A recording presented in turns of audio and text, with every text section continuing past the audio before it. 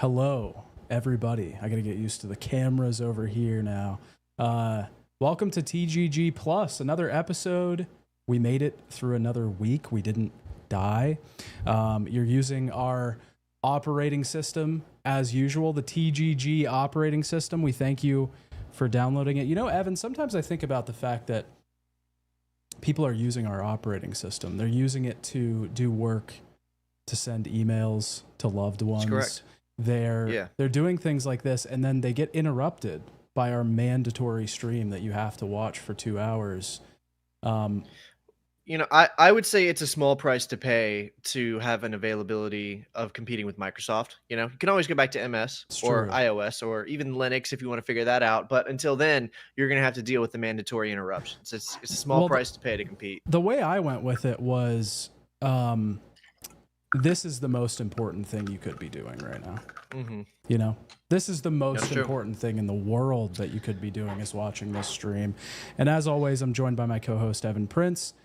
This week, we have a special guest on. G-Man Lives has joined us to chat. How's it going?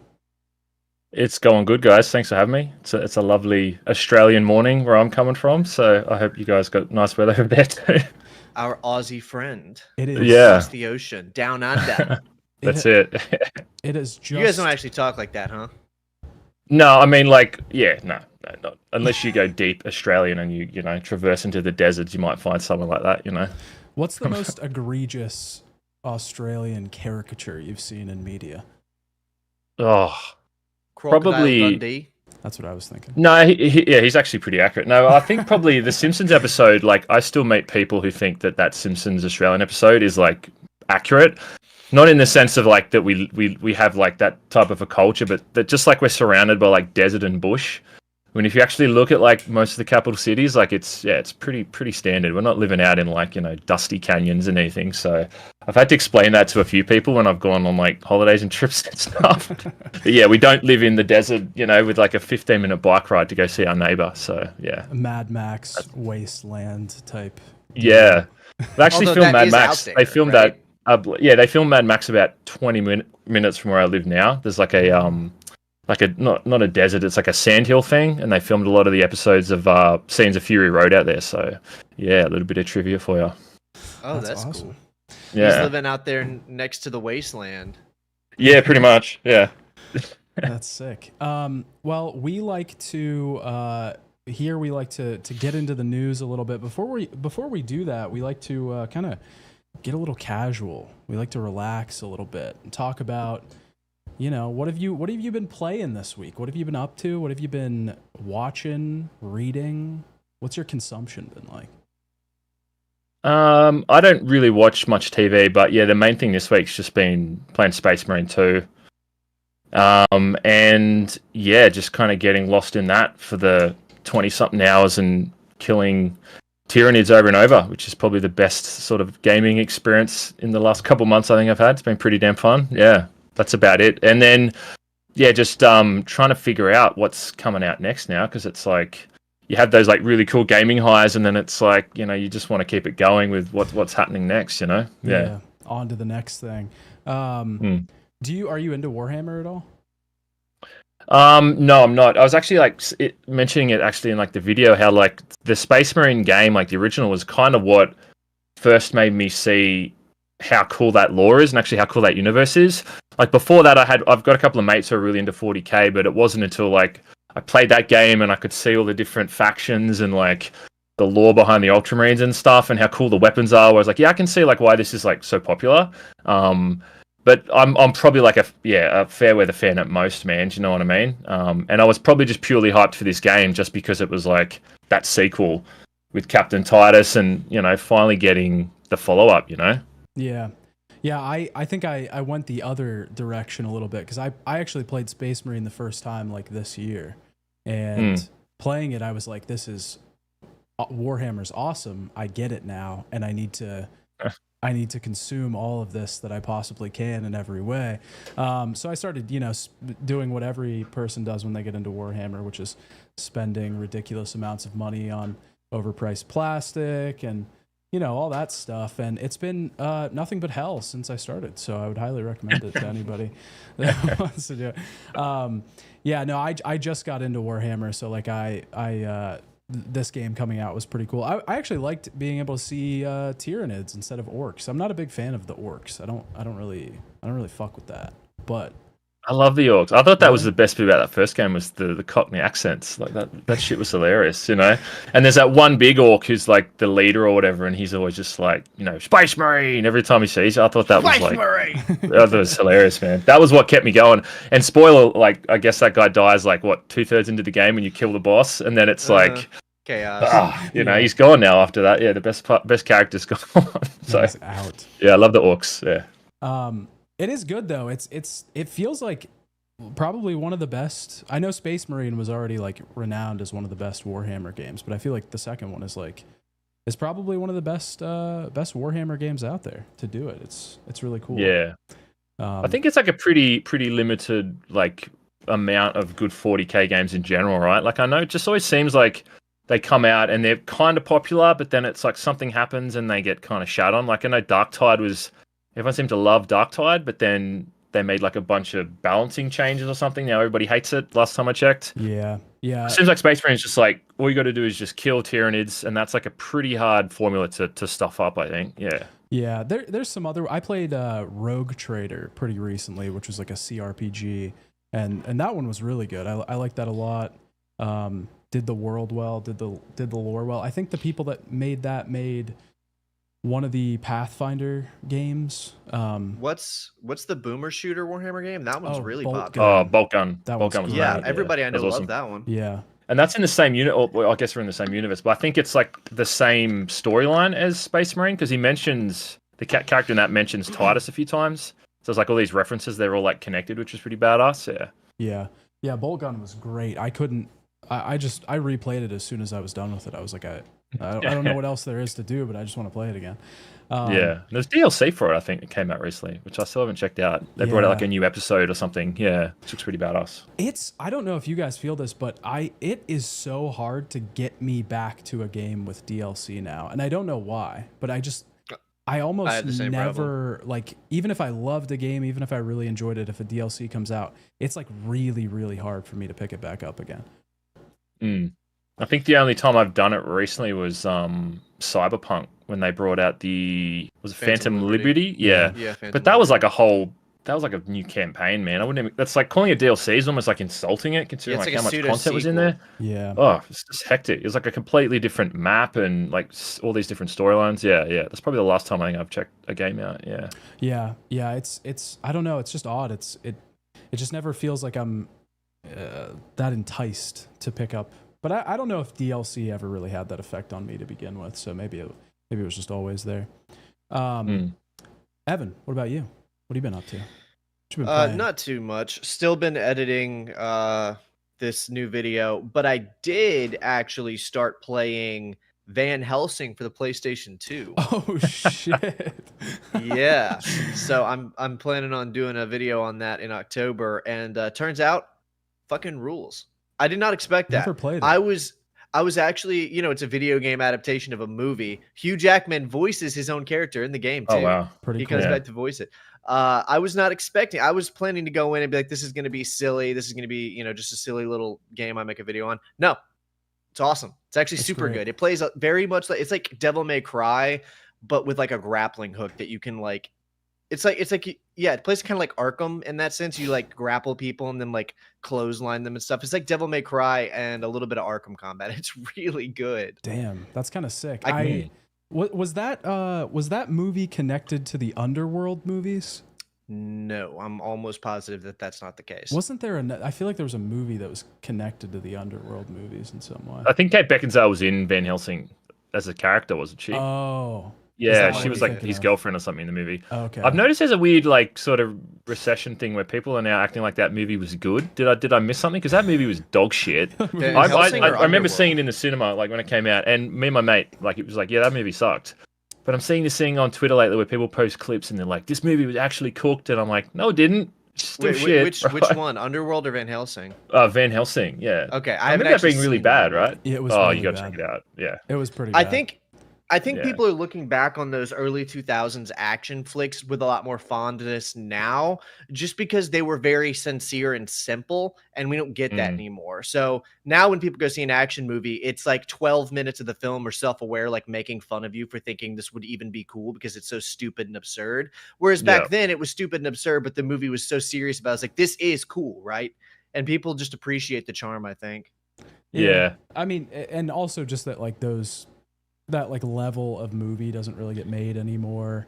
You know, like random, whatever you want to call it, one-off IP. Yeah. And we'd also don't get very many like cool like action movies based on like old Euro like mythology anymore. Yeah, I remember Was watching that it the same time like Wolfman came out? Was that like around that period, or was that before it? Remember like the Wolfman movie with Benicio del Toro? I don't think I've ever seen. I want to say that's yeah. It's like let's just make all these like classic horror franchises and just kind of like bring them back in these really profound ways. There was like, what was the one about like not Snow White? It was like Hansel and Gretel and all that kind of crap. Remember that movie was fucking terrible. Yeah, they were trying to do that dark universe thing for a while too with Universal or whatever. Yeah, the Mummy and Jekyll and Hyde was in it. And... but I mean, which could have been badass. Yeah, it could have been, but I mean, Dracula Untold that failed before it was even started, I think. That's cool though. I feel like there's a lot of those. What's the other game that people always love? The adaptation game. Is it the X-Men Origins Wolverine? Another Hugh Jackman game. I was thinking about that last night while I was playing Van Helsing. I was like, it's weird that these two adaptation games are actually better than the movie, and they both have Hugh Jackman in them. What's up? And he voices the character in that game too. I think. Pretty sure he does. He does. I'm pretty sure he does. Yeah. Got a lot of love for that character, that bloke. Yeah. Australian too, just saying, you know. There you go. My girlfriend is not a fan of Hugh Jackman because she says he's too like full of himself as an actor. Oh, That's what? it. You're on my shit list. Oh, we got a $10 super chat from Crow. Says the core market is fighting back. We don't want awful games, or maybe we do. Who knows? Also, much love to your Tony Hawk game series video, son. Thug Supremacy for the win. You know how many of those games in that series suck. Thug is great. Thank you for the 10 bones, by the way. We appreciate it. Much love. Thank you. Sorry, Evan. No, that's not. I was pretty much done. I've been. I was like toying around with rewatching X-Men Origins Wolverine. I don't know why. Don't. Okay. Shit. It's not very good. It's not getting any better. That was probably all I needed. I just needed a little bit of a push. The only reason you would ever do that is if you were like, oh, I'm going to like rewatch all the X-Men movies. Yeah, that's true. You know? Those are good. X-Men 1's good. I don't like any of the X-Men movies. You don't like it? I actually do like Fox X-Men movies. And I feel like I just don't think. I was chatting to someone about this on Discord the other day. It's like I just don't think they had the formula back then. Like I get they were all like, yeah, we need to make these like realistic and sort of like, you know, gritty, and they don't wear like, you know, their comic accurate costumes. But like the best sort of like comic book adaptations, I think, have been the ones that have found that balance. Like the Deadpool thing, for instance, and even in like the MCU films, like the characters still dressed like their comics. They didn't need to wear like weird black leather outfits. I just feel X-Men was like they hadn't cracked that formula. And the CGI in that movie has aged so badly, man. If you go and rewatch it, like there's a shot at the end of that first movie where Wolverine is like fighting on the Statue of Liberty or something? I think so. Yes, yeah. And he sticks his claw into like this piece of metal or whatever and like does a full 360, which physically there's no way that would even happen. And I remember like the CGI like spins around with him while he does it. It's just like it looks so stupid, you know. It is. I mean, it's not a good movie. I don't think I do think it's probably better than the second and the third one. I think one of the only like really good comic book movies out of that era was Blade 2. Spider-Man. Great, yeah. Spider-Man 1. Yeah, Spider-Man was good. Yeah. Spider-Man Blade 2. 1 was good too, of course. Yeah, Blade 1 was pretty badass. Blade 2. You know, David Spider-Man Hayter 2, I think. X-Men.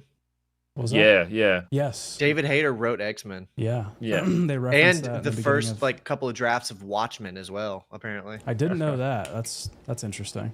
Yeah, so when you watch Zack Snyder's Watchmen, David Hayter like wrote a lot of that. Wow. He's a man of many hats. Just not voicing Snake in MGS5.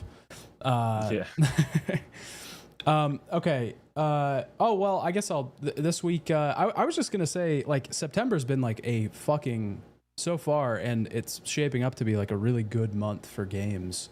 And I know everybody's like talking about Astrobot, which I've been playing, and it's pretty good. It's not bad. But like there's a ton of indies I'm really excited for coming out this month. Did either of you play the demo for I Am Your Beast? Yeah. That game's coming out in like a couple weeks. I've been super excited for that. There's like the Dead Rising remasters coming out soon. Lollipop Chainsaw. There's like a Corpus Edax just came out. I think that's like an immersive sim game that's been in development for a while. Indie game. There's just like I'm like excited to play video games again right now. Like I'm like super excited. Yeah, and there's a really cool indie game I've been playing for the last couple of days. It's coming out. It's like it's called Hollow Body. It's like this Silent Hill 2 inspired sort of survival horror thing. It's made by like one dev. I don't know if I'm allowed to. I mean, I'm sure I'm allowed to talk about it, but yeah, like to say that I really enjoy it. But yeah, I've seen like no real marketing over that one either. But it's just like the indie scene, man, with these like horror games, they're doing it pretty good, I think. You know? Yeah. There's a ton of like Silent Hill 1 inspired horror games coming out right now. Just that whole like, what would you like, PS1 style, I guess is what it's called technically, but it's just like low poly. Retro horror. Yeah, retro stuff. Yeah, Hollow Body. Yeah, it's indie games are great right now. They're like fucking they're fantastic. You'll never run out of stuff to play if you just keep playing indie games. All right, you guys want to get into the news? I think we can. Style? I think we can get into some of this news. It was very Keemstar of me. I'm sorry. So the first thing I wanted to talk about was Hideaki Itsuno announced this week that he is leaving Capcom. If you don't know who that is, he directed the Devil May Cry series and Dragon's Dogma as well. He announced it on Twitter that he was leaving at the end of the month after 30 years. Kind of making me. You're on my shit list. Effective immediately. Thank you, Broderick, for the 5 bones. It's kind of making me feel like it's like Kojima kind of thing, you know, where they've just been at this company for so long. Obviously, there's not as much public bad blood. We don't know what's going on behind the scenes, but yeah, it feels like the end of an era, sort of thing. He did say that he was looking to, you know, keep going with games. So I'm wondering if this means like independent studio, if he's just going to go work for somebody else or what. But it is kind of the end of an era for Capcom. And makes me a little bit worried for DMC 6. If we get a DMC 6, I don't know. Oh, they're going to make one. That series prints money. Do you have opinions on Devil May Cry or Dragon's Dogma, G-Man? Yeah, like I said, it's like the my fascination with the series was just like having played the original one on the PS2, and obviously like the lore behind how it was originally supposed to be RE4, I think, and then there was like 3 or 4 other games that were originally supposed to be RE4, and then I mean, I played the first game just to death. I borrowed it off a mate, and then I've been kind of like a spectator of the series ever since. And it just seems like every game comes out and it's either completely loved or it just seems to be hated for different reasons, you know? Like I remember when there was like that weird reboot or like a spin-off or something DMC, that they did that was reboot, just like, and it was, they cast someone new as Dante, and it's a fascinating series, man, in terms of like how it's endeared over so many years. I think like the influence it's had on just like hack and slash, I guess, and beat 'em up games is pretty fascinating too, hey? I think the only exception to that would be Devil May Cry 4, which despite being fantastic is mostly kind of just like overlooked. Most fans just be like, oh yeah, 4 is good, but they don't like love it or hate it. 4 is super good. I like it a lot, but I know that most people are kind of I don't know, lukewarm on it, I guess. It's kind of like I love 4. Actually 4 is one of my favorites. Maybe it's kind of like MGS4 a little bit, you know? Maybe. It's a little and you're right about the influence. I mean, hell, even the Van Helsing game I've been playing plays exactly like Devil May Cry like 1. Yeah, I was going to say, exactly like a mate of mine recommended like the Ghost Rider game on PS2. Have you ever played that one? I haven't, but I kind of want to. It's so badass, man. My friend was like, "Yeah, you got to play this Ghost Rider game. It's really fun." And I bought a copy because it was like $20. Yeah, and it's just like Devil May Cry, and you're playing as the Ghost Rider, obviously in hell, just beating the shit out of like demons and like racking up these crazy combos. And then there's levels where you just ride his motorbike. Games. Yeah, there's a level where you just ride his motorbike, and all you do is just run things down and just like obliterate everything on this like Devil's Highway or something. It's a pretty badass game. Yeah. Is Nick Cage the voice actor for Ghost Rider? No, I don't know if it was pre-movie or before the movie. I'm not sure, but it was for the movie. Actually, no, it was too. Yeah, because in the upgrade screen, it's got the character from the movie. He's like the guy who gives you all the upgrades or something. Yeah, but I don't think he voices it. No, I think Nick Cage was still in his weird stage back then. You know. Crow with another 10 bones. Well, it's not exactly bones, it's pounds, but I guess that's the same thing. It says, G-Man, how does it feel to be one of the OGs of video game reviews on the platform, especially in a new decade? Your videos rule. So stoked to see you on this panel. Thank you for that. I would not call myself one of the OGs, but that's flattering of you to say. Thank you. I think I was very much late to the party, but yeah, I appreciate the kind words. Yeah, it's crazy. I can't believe I've been doing this for like as long as I have. And it's not even your full-time job, right? You actually have a real job on top of it, don't you? Yeah, look, I would probably say YouTube is like 60-40 to what I do outside of it. Because I do video editing as a job as well. So it's like, and the other reason I really do it is because I feel if I just sat in front of my computer all day, just playing video games and editing, like I'd just go crazy, man. I'd want to just go outside and just like, you know, so it's really just to balance. I think you got to balance the two things with just having a normal life. Otherwise you'll just go crazy, you know, staring at video games and that stuff all day, as much as I love them. But yeah, you got to have a break every now and then. Yeah, you got to get some sun. That's true. Get outside. It's good wisdom, people. Take notes. Go outside. From one of the OGs there. From one of the OGs himself. There was the Ghost Rider thing, like there was just so many of those in that era, and I don't know, they don't really do that anymore, do they? Like make a movie adaptations of games or games of movie adaptations. Not really, I don't think so. Especially, I mean, people I think talk negatively about them back then, but I think there were actually a lot of good ones. X-Men Origins Wolverine, which I know G-Man has played, Ghost Rider, Van Helsing. I think there actually were some pretty good adaptations back then that people might be overlooking. There was like Harry Potter adaptation. Yeah, the Harry Potter games were a lot of them. Yeah, the PS1 one was great. All of those PlayStation 1 games. A lot of good Star Wars games. You know, I'm surprised they never made a Twilight game. They probably did. I'm gonna look that up. I guess maybe most of the demographic is female for that, right? Maybe they just didn't think it was worth making. That's true. Might not have made money. Double branching storylines, Team Edward, Team Jacob kind of thing. There you go. Yeah. That's an idea. that's a free one for everybody out there. Wow, they actually didn't. There was no Twilight video. Yeah, I figured I'd find like a GBA, like a Nintendo DS or something. The King Kong game is really good too. I don't know if you played the King Kong game. Super good. Oh yeah, the Xbox one. Fucking ridiculously good. I forgot about really that. Fun. The new King Kong game was not good. It's a masterpiece, yeah, of course. But Itsuno leaving. I don't know. I think I hope, you know, at the end of the day, like in all seriousness, I like when developers do stuff like this, especially if they're going off on their own to like find better pastures, maybe make their own company. I mean, look how it turned out for Kojima. It was fantastic. So best of luck to him. Hopefully he ends up making some weird game about babies and the Thing on PS2. That's another one.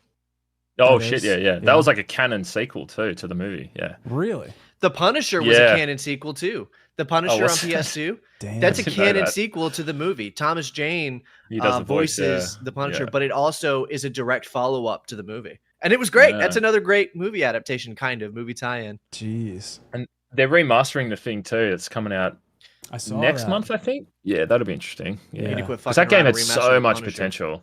Yeah, the Punisher would be great for a remaster too. That's a really fun game. I don't think Marvel would let them. I really doubt Marvel or Disney would ever let them touch that game again. Yeah, which is a shame because like we didn't really get many Punisher games But the ones we did get were like really good. Like that old arcade game, I don't know if you guys ever played that, was really fucking fun. I'm familiar Just beat the with shit it, out of people. With Nick Fury. If you play like 2 players, like Nick Fury's the second character, and it's like old school Nick Fury, where it's like that crusty old dude with like the eye patch. Yeah. And you're like going around the street, you pull out guns in certain levels and just start shooting people. It's like That's pretty it's awesome. sick, actually. Yeah.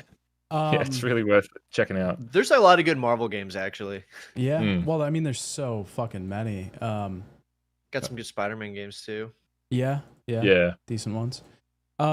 Speaking of arcades, I have to vent my frustration a little bit here. I went to my arcade recently, and they got rid of. Have either of you ever played Gitadora?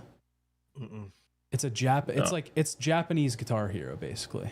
It's Guitar Hero, but it's made by Game Freaks, and it's like more complicated. It has more buttons, of course. It's like more intense. They fucking got rid of the Gitadora machine. I was pissed. I destroyed. I'm gonna admit I destroyed property. I destroyed a lot of those machines, and I didn't get caught. They didn't see me. So, well, let's get the elephant out of the room. You guys want to talk about Concord?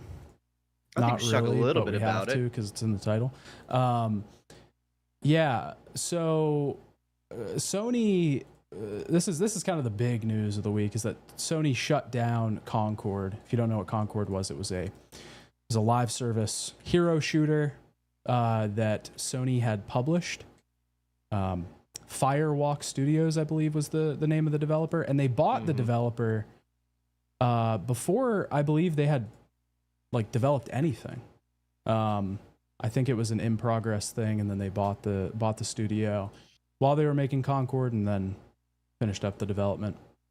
And the game, and I think today was the final day, right? Or was yesterday the final day? Yesterday, I think. Yeah. It's today. Oh, it's Friday. Friday for them, you guys. Yeah. Yeah. Yeah. I forget you're in the future. You're actually a day ahead of us. Exactly. Is it Saturday where you are? It is, yeah, Saturday morning, yeah. Crazy. He's in Saturday. We're still in Friday. Yeah, we're behind. Yep. We're lagging a little bit. But yeah, it was shut down. It was only up for, what was it, 12 days or something like that? 11 days. And I think it was 11 days. Yeah, it's gone. It's over. It was in development for 8 years. Cost a lot of money to develop, and then it got shut down. And I mean, everybody's saying a lot of reasons for why it got shut down, but I want to kind of get your guys' opinion on this. I think this feels like stating the obvious, but the real reason it was shut down is because there were no players. Like I was monitoring the player numbers, not every day, but every other day-ish throughout from its launch to its getting announced that it was shutting down, just because I was curious to see how it would do after all the conversation. And it never really had that many players. Like it had, there was one day it was doing decent, but it got shut down because nobody wanted to play it. Simple. Now, all of the conversation I've seen is around why people didn't want to play it. I think that's why did no one want to play this game? It had a huge high budget cinematic release and reveal trailer, had a lot of money poured into it. It looked mechanically like it played decent. They even managed to get this new Netflix, what is it, what's the name of that? Secret level boss? It was Amazon. Yeah, secret Amazon level. Secret Level. They're going to have an episode based on Concord, and this huge high budget thing. What do you think, G-Man? What do you think about Concord? What do you think was going on here? I mean, I think whoever's doing the marketing for some of these games these days should probably be losing their jobs, because like I didn't even know it existed for a while there, and then like I have a business email for the channel and stuff where people sort of send me things. Hey, do you want to check this game out? And normally with like games that come out, it's like you have to kind of chase companies up, like, hey, if you guys are sending out review codes, blah blah blah. I just got sent a Concord key like just around before it launched, and I was like, what the fuck is this? I literally never heard of it. Like it didn't even know it was a thing. And yeah, I think I took a look at a few trailers and that before I wasted my time playing it. And I just looked at it and I was like, yeah, it's just not, I can just tell it's not going to be the kind of game I want to play. For starters, it's like another multiplayer shooter, when that whole genre just seems like it's just dominated by the same 2 or 3 games, man. I just don't see why you'd try and compete with that market. It was the same problem that Lawbreakers had, remember Lawbreakers came out and they just like, let's just make an Overwatch clone when like that game's at the height of its popularity. And yeah, like I don't play multiplayer shooters as much anymore, but like if another game comes out and it just looks like another one of those kind of things, and the character designs are awful on top of that, then I just have no reason to want to play it. That was kind of like just how I looked at it, you know? Yeah. And then the thing bombed in a week, so it was kind of like, yeah, well, that's suspicions were kind of confirmed, you know, about how crap it was, yeah. Well, you know, Deadlock is in development right now, and it's getting played a lot. A lot of people are playing Deadlock, and it is the exact same thing you just said. It is another multiplayer hero shooter, and it's doing pretty decent for a game that's not even open beta right now. I feel like Valve plays a big part in that. The fact it's a Valve game probably plays a pretty big part. Like no one has heard of the developers who did Concord, yeah. And I think it's just these games are like they're just over designed, if that makes sense these days. Like the character designs, it's just too much. Like you look at like Team Fortress 2 and you look at like all the classes and that, there's just like a simplicity to how characters looked back then. Even like Overwatch was like, yeah, it was over designed in a sense, but it was still like you saw someone on the battlefield, you're like, that's that character, I know straight away. I just feel like I was looking at footage of that and I'm just like, they're just this weird like amalgamation of different outfits and costumes. It you know does what I mean? Like look like they've gone through 25 different iterations of each design, doesn't it? Yeah, it's just too much stuff happening at once, man. Like it should just be easy, you know, like a synergy to see something and know what it's going to do to you and what you can do back to it kind of thing in those games. And it just looks confusing. Yeah, it just looks like a fucking mess of art direction, you know? Yeah.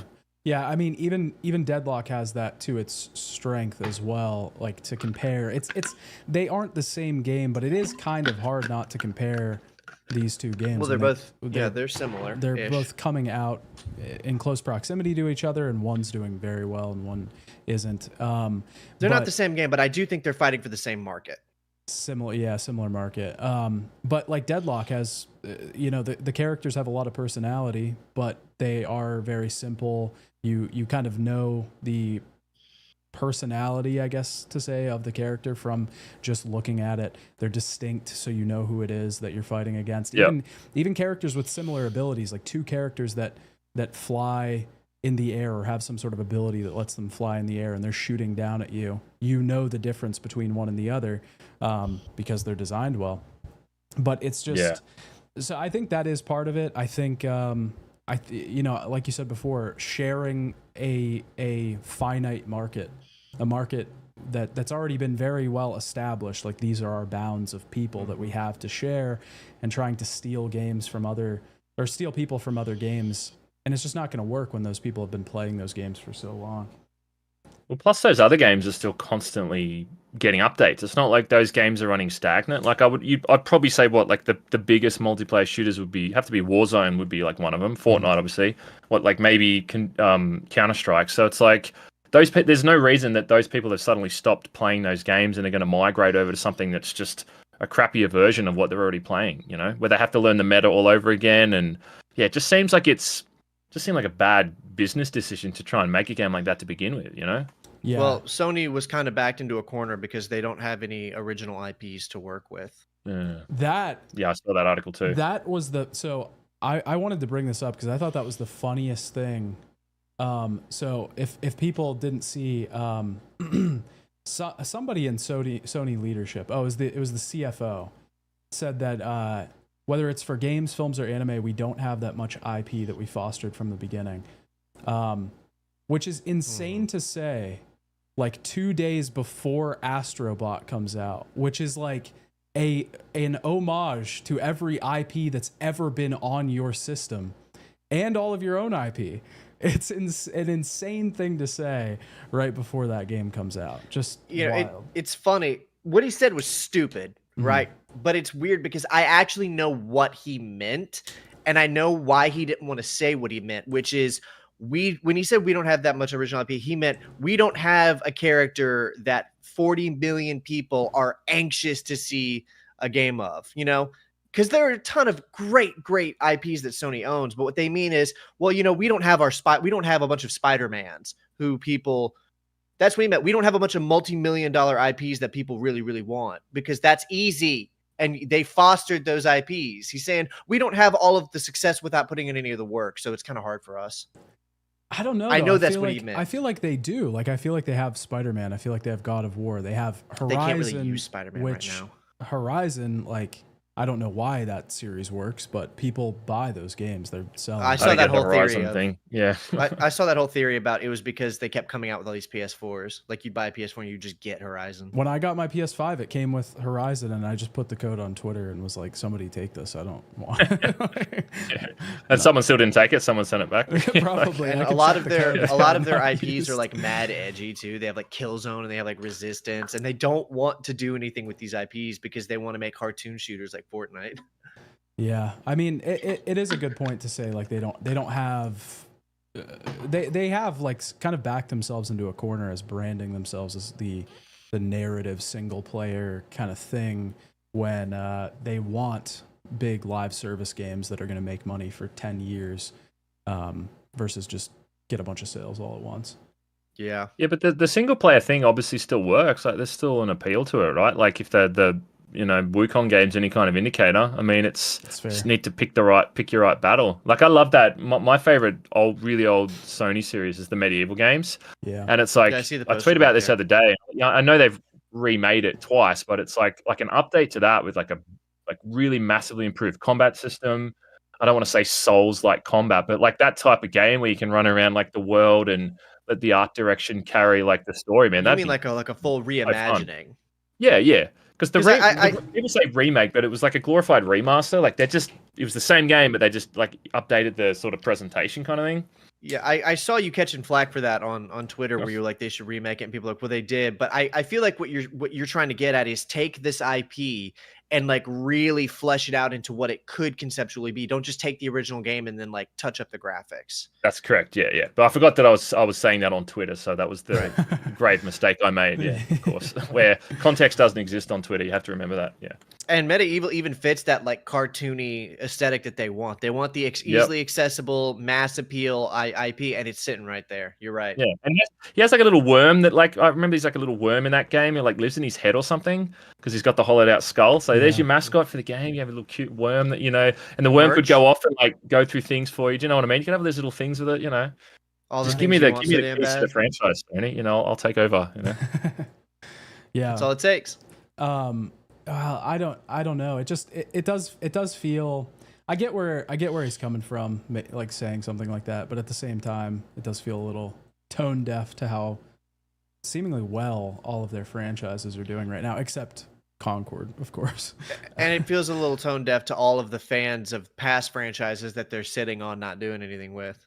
Yeah, that was it. It's the most baffling thing is the Bloodborne thing, man. Like, why? I'm not a huge fan of that game, but like people have been screaming for like an update, like an official remake or remaster, or whatever. Like what they did to Dark Souls. Just do that, man. You'll be printing money if they did that. I don't understand why they're shying away from it. I swear this is just a theory. I swear I think there are like a few executives who are trying to like predict where the market is going. They're like, no, we're this whole like super mature, gritty video game. This is out. This is not what people want anymore. We need live service. We need like cute, interesting, accessible. We need stuff that kids want to play. If we release Bloodborne, we pour a bunch of money into it. We'd sell a few million copies to a few people, but that would be it. We need something that's going to like manifest a new foundation. I can just hear these boardroom meetings right now where they're like, no, Bloodborne, we're not doing that. That's like a one-off thing that might, we need the new foundation.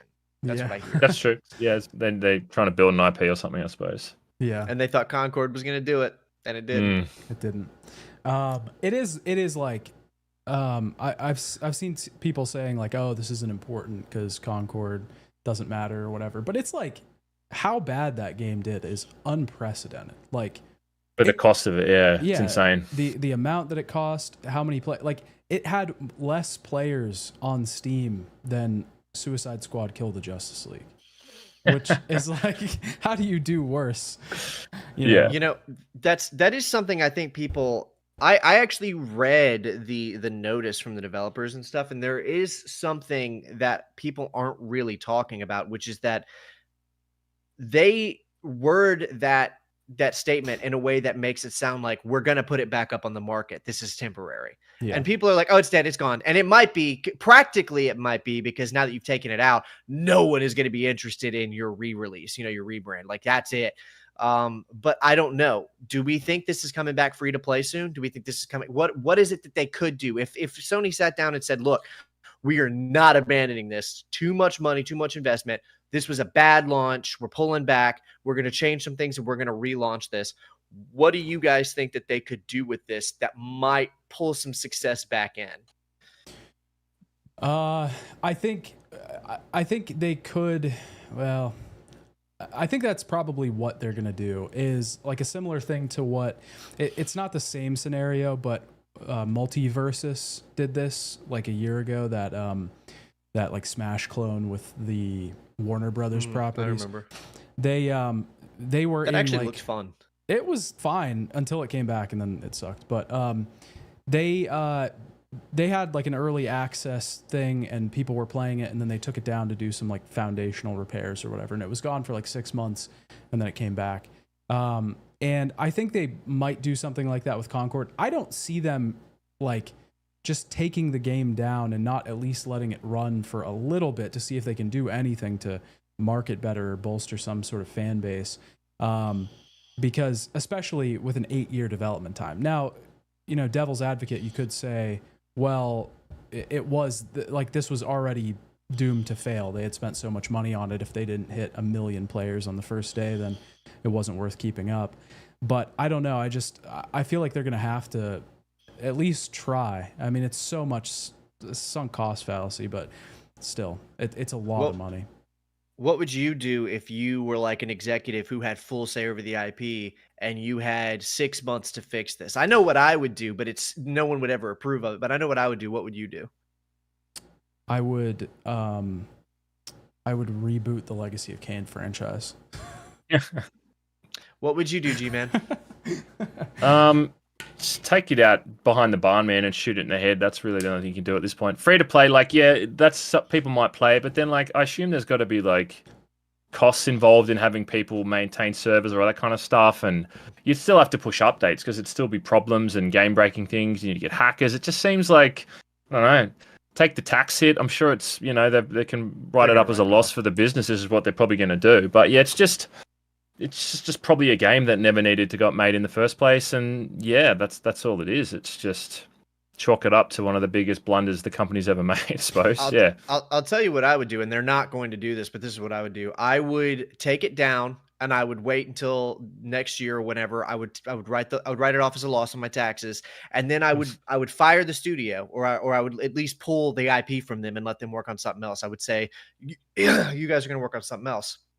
And then I would make a public statement saying, we want to bring the Concord IP back, and we are taking inquiries from studios who believe that they could retrofit this into something great.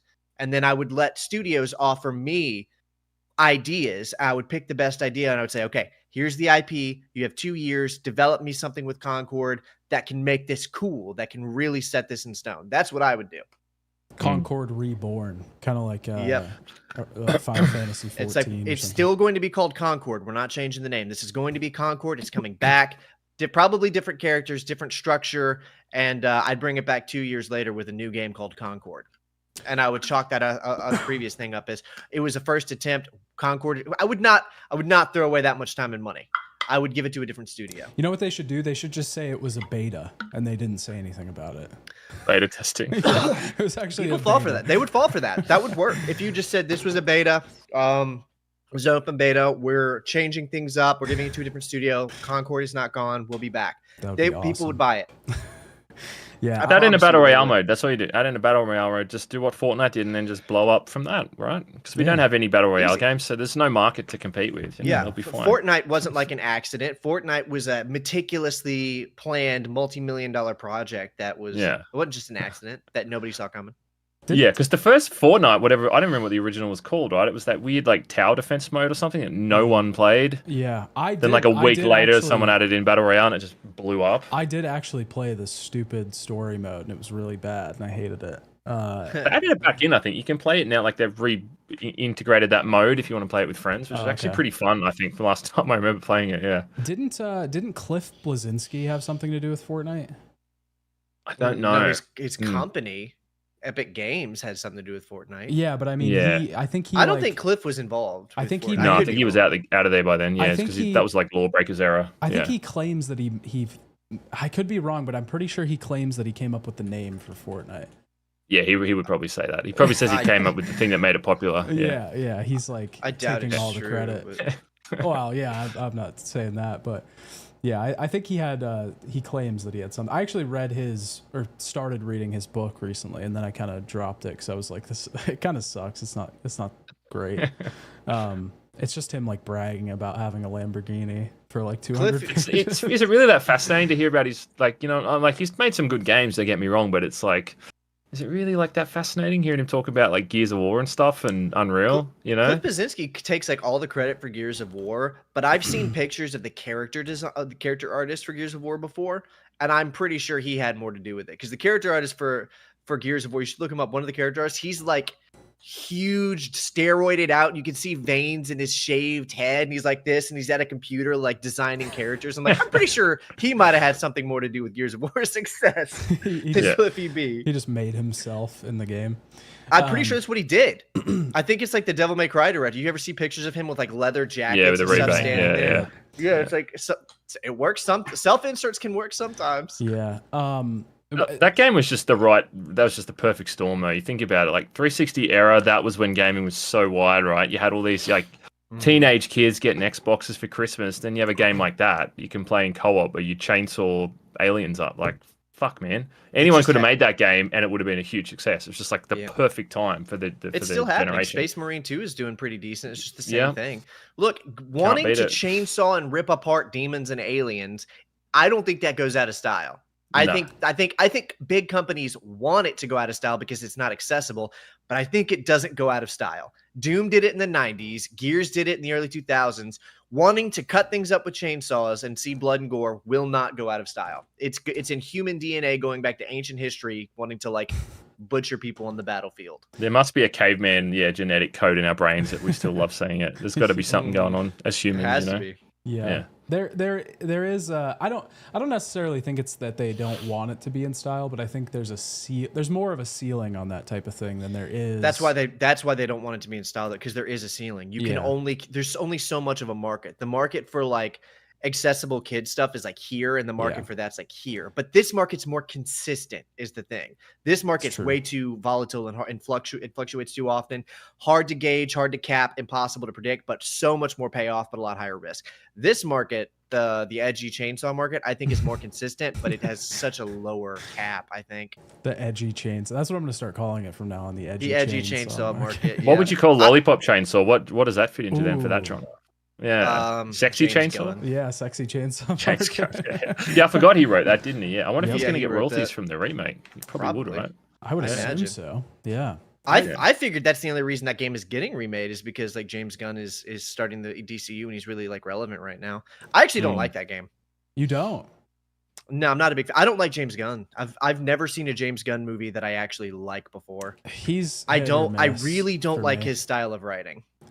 It's great he made a Guardians of the Galaxy movie because he just fits in with the MCU kind of style pretty perfect. That movie also fucking destroyed the MCU in my opinion. The original Guardians of the Galaxy. That movie is the reason every movie after it was just that. Like, you mean the tongue-in-cheek, self-referential? And it's because Guardians of the Galaxy was like their most successful movie ever for a while. Yeah. Yeah, I mean, that's fair. I can see that. But James Gunn ruined the MCU.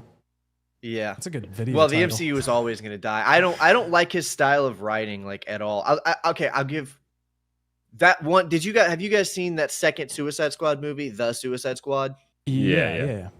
Okay, the I actually joke liked that though.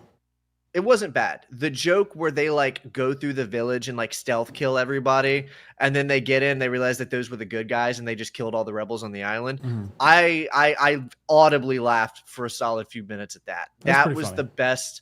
That was one of the best jokes I've seen in a comic book movie. But other than that one joke, I think James Gunn's kind of a hack. Yeah, there's like a smugness, like a weird sort of self-aware smugness to the dialogue. A lot of times, it's like characters know they're being like wacky. It's kind of like it doesn't feel natural. I get what you're talking about. Yeah. Yeah, I think Yeah. I think it's fair. I don't know. It seems like sometimes he gets away with it and sometimes he doesn't. You know what I mean? Like it just feels like in certain projects or movies it works, and other times it's just really really corny. But I don't know. I felt like that about the new Deadpool movie. So James Gunn wrote the screenplay for Zack Snyder's first movie, Dawn of the Dead. Oh, you too. Yeah. That's what I'm. The character in it. What's the character's name? Is that a Modern Family? Like that is the type of dialogue that I'm talking about. Yeah. You know that guy. Yeah. What's that actor's name? He's I like the forget his name, but I douchebag know guy you're in talking it. about, Yeah, yeah. like that style of dialogue. It just seems like that's in every one of his movies. There's a character who talks like that. You just want to like punch him in the face. But then like a lot of those Marvel movies, like every character is talking like that with that sort of awkward, sort of stilted dialogue, and it's like it works when one person's doing it, but when everyone's trying to be like, well, I'm like sort of comedians, it gets a bit sort of arrogant. Did either of you ever see Super? Yeah, I hated is that the that little movie. kid? Is that the one with the kid who's like evil? Is that one? No. well, That's Brightburn. You're talking about the guy with Dwight from The Office, right? Yeah, it was Rainn Wilson from The Office. And he gets raped in the movie. Yeah, by he's like a Elliot vigilante. Page. It was like the weirdest fucking movie. It came out during the Kick-Ass era, where like Kick-Ass was super popular, so everybody was trying to make their own like vigilante, realistic superhero kind of thing. And it was just really fucking weird. And there was a bunch of dream sequences in it where Rainn Wilson is getting like tentacles in his mouth and stuff. It was very odd. But James Gunn wrote that. Yeah, I think he directed it too, didn't he? Yeah, he did. Yeah. Well, he's gonna ruin. He's gonna ruin the. In your opinion, he's gonna ruin the DC movies. I think this new Superman movie is gonna fucking suck. I'm not excited for it at all. He's gonna like throw an asteroid and be like, "Oops, yeah, my fault." Well, that just happened. Yeah. It can't get any worse, though. Sure, the DC like that universe is already pretty fucked, so it can only go up, right? We talking about Aquaman 2 was one of the greatest movies we've ever had.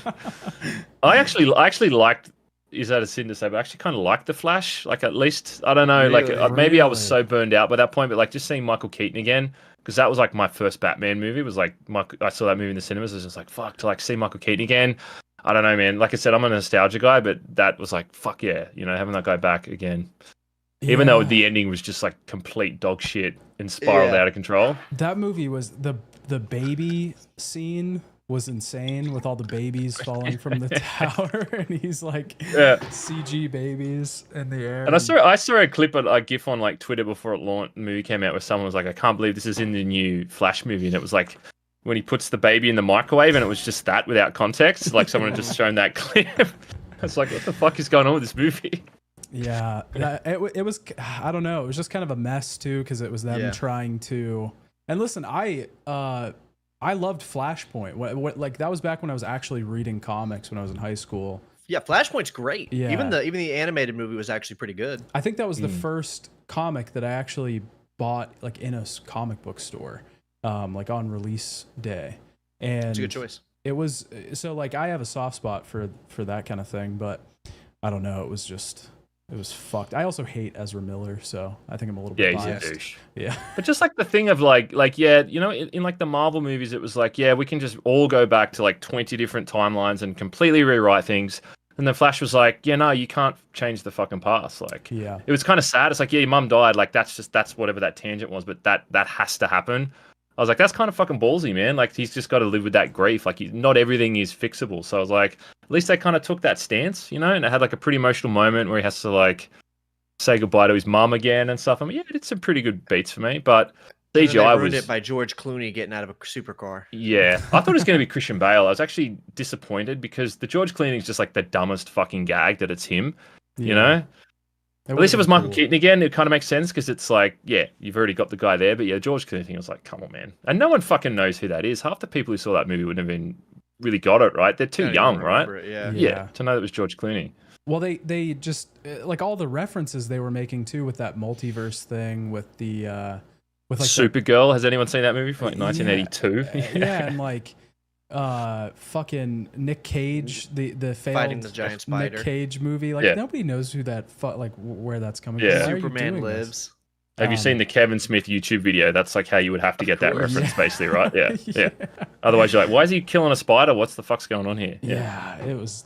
I don't know. It was just a very. It was a death knell of the DCU. They were like, we got to try, we got to give it everything. One more shot, throw everything at the wall, and it didn't work. But. And then that Aquaman thing at the end where he's like, are you okay? He's like, yeah, I'm okay. I'm in this universe still. Like, that was that whole scene, basically. Yeah. Just so people go, why is he still around, blah, blah, in the Aquaman movie. That's the other biggest thing, too, that they have working against them is that even now, when they've come out and said like a million times, after this, we're starting fresh. Like, after this, it's just a fresh start. I still see people online all the time like, what the fuck? Is this connected to the old one? What's going on? I don't understand. Like, people, it's too confusing for people to get. And I don't know that they're going to be able to like climb that hill, really. Blue Beetle was supposed to be the first official movie in the DC universe. Then it came out and nobody cared. So now they're like backtracking, like, oh no, it's the new Superman movie. It's going to be the first in the DC universe. Actually, that was in the which is, I mean, it should have been that way anyways. If they were bringing in somebody else to restart the whole thing, they probably should have just fresh slate, because Blue Beetle was in development forever and it was not really this new They would have been better off just letting Dwayne Johnson make the fucking Superman Black Adam movie, honestly. Because at that point, fucking who cares? Yeah. Well, I mean, it wasn't working, right?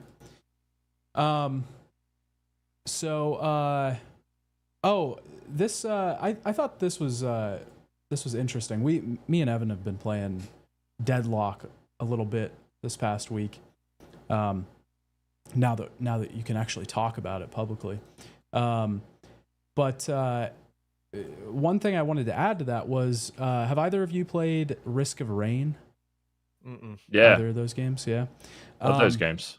The developer, I think it's pronounced Hapu, is actually going to Valve. I don't know if they got acquired by Valve or whatever. I hadn't heard that. Yeah. What, Gearbox Software bought them up or something, didn't they? They bought the Risk of Rain IP, so they're responsible for Risk of Rain 2 now.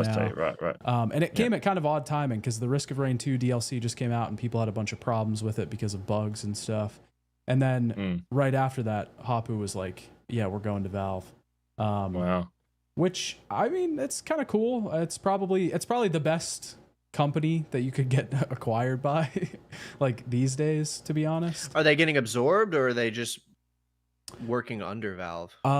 Their statement said that they will now be working on game development directly at Valve. So I assume that means they got acquired. I wonder if they're being directed at Deadlock or something else. It could be. I mean, it's another shooter. I mean, it's not a similar game at all, but they could like the way they do shooting. I don't know. I feel like they're working up to a first-person shooter because the first Risk of Rain was like the whole side-scrolling thing, and then 2 was like a really good third-person shooter. Like that's the progression, right? The next one they make could be like a really good first-person shooter. That's fair. Because I feel like the shooting mechanics in all their games, it's always so satisfying to shoot stuff in those games. The industry is knocking the cobwebs off the Half-Life 3 rumor mill. I keep saying all the time it's never going to happen because I'm like, if I say it, like I want to like manifest it to happen so people can say I was wrong. But it's like I don't give a shit if I was wrong. I just want it to happen. So I'm always like, nah, they're not going to make Half-Life 3. Well, at this point, I don't even want it to happen. I feel like it's been so long. Even if they made Half-Life 3, it won't feel like a conclusion or resolution. Even if it does resolve and conclude, it's like, yeah, but this is not the same conclusion that we were supposed to get to episode 2. Yeah, they've tried to change it. Yeah, this is a different conclusion. This isn't what I wanted. If they're thinking they can't release Half-Life 3 because it won't be what people wanted, they're right. No matter what they make now, it won't be what we were supposed to get. Well, I mean, to be fair as well, like it doesn't matter. That's been a meme for so long that like it literally doesn't matter. It's probably it's gonna fall short in some way. I mean, Valve has the out of anybody has the best chance of overcoming that much hype. But still, I think they're working uphill there. You're safe though. If you always say it's never gonna happen, then you're always safe. Because even if it does happen, then you just get to be like, I was wrong. I'm so excited. Awesome. Exactly right. Yeah. You know? So that's why I keep saying it'll never happen. So I can be ecstatic when it does happen. There's a group of people who are just considering Half-Life Alyx, their Half-Life 3, and being like, no, I'm resolved. This was enough. It's fair. I mean, I do like the retcon though. Yeah, I think the retcon at the end of that is pretty cool. Like that was because I'll be honest, I thought that was a cool game, but I was playing a lot of VR at the time, and a lot of the VR mechanics, like every VR game has done what Half-Life Alyx does. To be fair, there's a few cool tricks, but that ending is just like fuck yeah, like this is exciting, man. You know, just to finally see like this is progressing from episode 2. Like holy shit, like they can do it when they want to and make it like really hype. So why haven't they done more of this kind of stuff, you know? They might be working on it.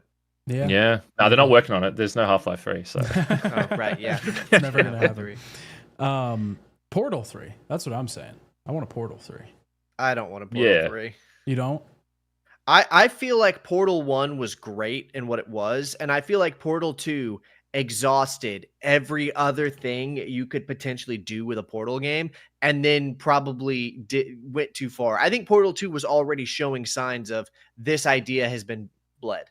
There's not much more you can do, you know? That's like fair. the bouncy paint and all that kind of stuff. When you start to get to that point, you're like, yeah. I don't many think more we different- need a Portal 3. Yeah. Yeah, I definitely don't need it for sure. But I don't know. I think the thing I'm always interested in Alyx because I think it's proof that you can do VR games really well. But it's only been done like 5 times. And it's just so shocking that like VR's been out, you know, very accessible to the wider market for a long time now, and just people still don't do it. Yeah, all the best. I think the problem is all the best VR games like Alyx, it's like they require like a serious kind of like commitment of time. Like Alyx was more or less like a full campaign. And I just don't know if that model always works for VR, like because you have to kind of stand on your feet, and it's like very disorienting when you play for large periods. And you want to play, if a game's great, you want to play it as much as you can in a single sitting. And sitting there playing a game in VR for like 5 hours, man, you come out feeling like you've just crossed over into like another dimension. Do you know what I mean? Like it's hard That's to true. kind of shift back. I think maybe Alyx just worked again because it's Valve, like it was a Half-Life game. If that was any other developer and it was just the story of a girl going through that world, it probably wouldn't have had the same impact, I don't think, you know? Yeah, that's fair. That might be true. And yeah, I think, I don't know. The other thing too is I hear people all the time say that they get VR sickness. Like they get really I get it nauseous. massively, yeah. Really? Yeah, I can't, like I went through a period where I could get used to it because I played a lot of them, but if I go back and play anything now, I tried to play like Dread Halls. It's like this horror game when I moved to my new house a couple years ago, and I couldn't get back into it again. After 2 minutes, I was like, I'm gonna fucking throw up. Damn. I got it the first time I played it because I bought the original Quest, and I brought it home and I played it was like a Wild West online shooter. And it was the only reason I got nausea from it was because it didn't have a jump around mechanic. So you had to actually walk forward and turn around at all times to like see everywhere. So I was just getting really sick from like that sort of thing. But since then I've never had nausea. So I always have to think about that when I think about VR games, is like, that's something that, can you even overcome that? Like you can't. Yeah, I mean, because like if you dedicate time to it, I think it's like there must be something in your brain. Like eventually, your brain like acclimates. Is that the word, to what's happening? Because it's like you're standing still, but everything's moving. So it's like eventually you must just get used to that sensation. Yeah. Because I played through all of Doom 3 with the VR mod, which is fucking amazing. That's the way to play it. And the first like hour or so, I'd have to keep stopping every 20 minutes. But then the next day, I went back, and after like that, I kind of was like, all right, I can do this now. I think it's just like anything. Once you keep doing it, you build up a tolerance to it, right? Yeah. Evan, do you get VR No, sickness? not even a little bit. I don't play VR hardly at all, but the few times I have played it, I felt nothing. I remember I've told that story before where a friend of mine let me play Resident Evil 4 VR. I played it for 2 hours nonstop, and if I could have probably kept going for another 2 or 3 hours. I don't feel anything. Do you get scared by the horror elements when you play VR as well? Or are you one of those people who just doesn't get affected by it? Well, I've never played Doom 3 VR. That might fuck with me. And if I played like the Amnesia games or something like that, I don't think they are in VR, but if I played something like that, it'd probably freak me out. But Resident Evil 4, no, I was feeling like I was fucking John Wick. Because a mate of mine, yeah, he played VR for the first time ever, and similar thing, he could play it with no motion sickness.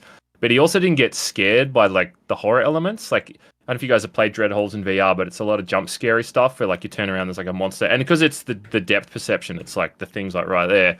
And I'll be waiting for him to jump out of his skin, and something would happen, and he'd just be like, "Oh, there's like someone standing there."